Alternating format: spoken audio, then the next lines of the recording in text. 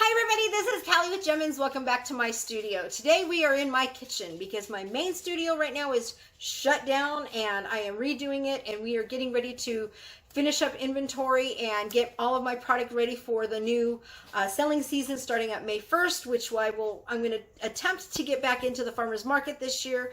I'm going to try and sign up here in the next couple of hours or even tomorrow if I can get to it. I have a few other things to do, but today I wanted to share with you a brand new soap that's coming into the studio.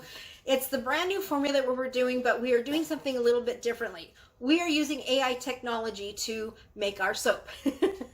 How do I do that? I'm not telling you.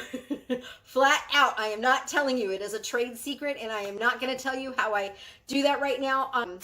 Let's get to it. So today, like I said, we're doing a brand new AI generated soap. This one is called, I think it's Ethereal